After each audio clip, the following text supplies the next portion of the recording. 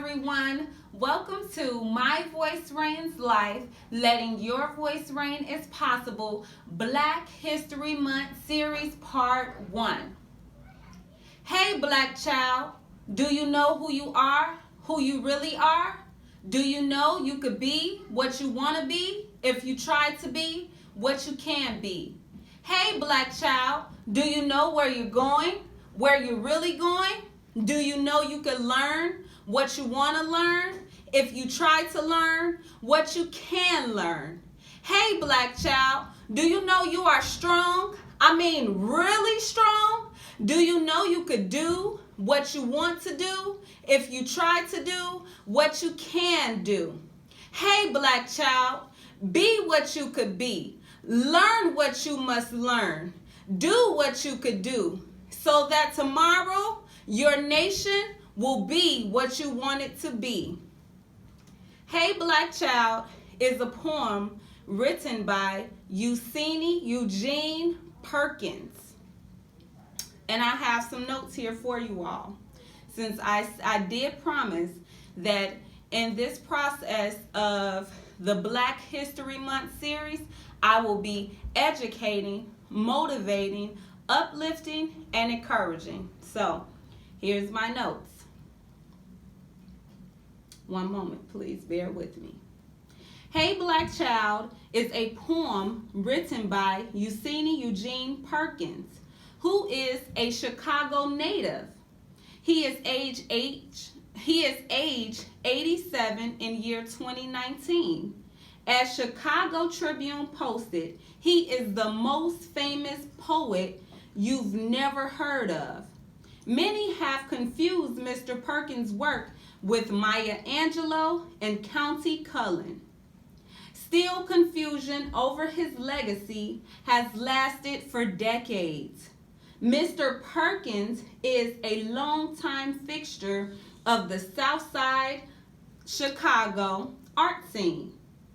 Perkins was the leader of the Black art movement in the 1960s and 70s, which sought to distance its art from European influences, encouraging fresh Afrocentric voices.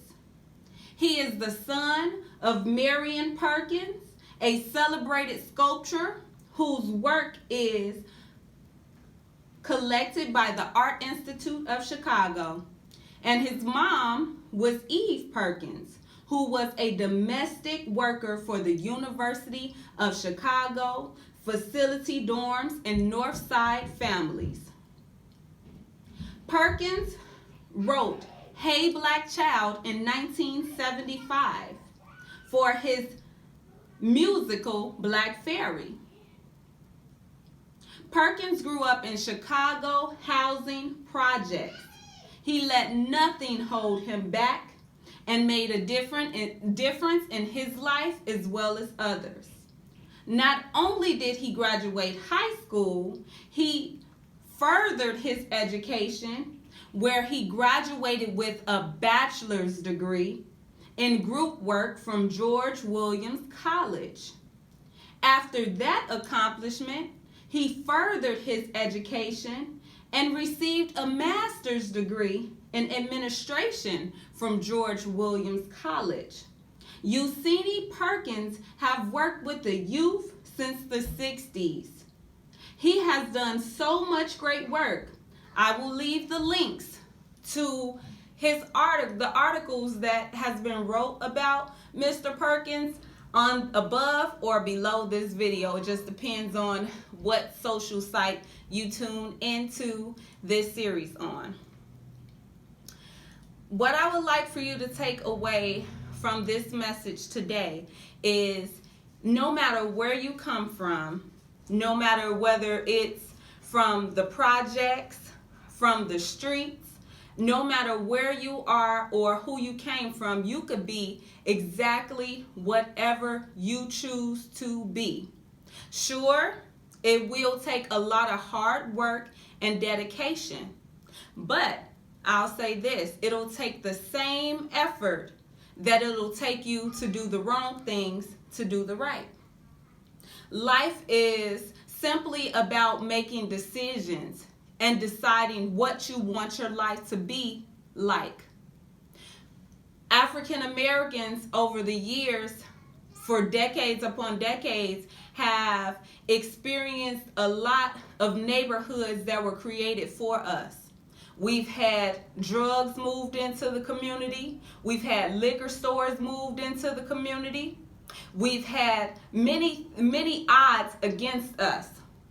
However, no matter how many odds were placed against our people, there are people who have made it. There are people who are big time and people who you may even consider to be small time. But it's not about what cards you was dealt. It's about what you do with those cards. Not everybody come from rich families or families who love and care about them. Many of us come from dysfunctional families. And it's okay if you come from a dysfunctional family, because I was born in the 80s. And in the 80s, there was a lot of drugs on the scene. And there were drugs accessible to whoever could get their hands on it. Even pregnant mothers, even fathers. We all know that where we come from, there's a mass incarceration. So there weren't many fathers around to provide and protect the family unit. However, that does not mean you cannot decide what you want your future to be. You could grow up in the projects and you could be living off food stamps today, and you could be a mega millionaire or a billionaire tomorrow. You don't have to be a stripper to do those things. You don't have to sell yourself or be anything that reality TV shows you is reality, because what they're not showing you is the true reality. But if you really take a look around and see what's really going on, you will see that the reality that they're portraying is not what they make it seem like is good. They make it seem like these people are living it up. They live in lavish, and they have way more problems than you can ever imagine. But hey, they did make that choice, right? And you have a choice as well. If you want to be a doctor, you could be a doctor. Just study. If you want to be a teacher, you could be a teacher. God knows we need teachers who care. If you want to be a lawyer, you could be a lawyer. Whatever you want to be. If you want to play basketball, you could play basketball. If you want to play football, you could play football. But see, the difference between the people who want something and the people who say they want something is the amount of time and amount of work they put in, and the positions and the place they put themselves in. You can't say you want to be a doctor and hang out on the corner every day.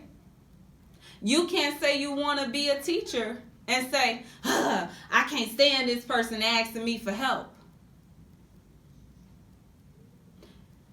Anything in life comes at a price. You just have to determine what price you're willing to pay. Do you want to pay the price of failure, or do you want to pay the price of moving forward to accomplish something different that most of your family didn't? With that being said, I really appreciate you all tuning into my Black History Month series part 1, and I look forward to seeing your feedback, and I can't wait to bring you my Black History series part 2. Make it a great day, and always remember to let your voice ring.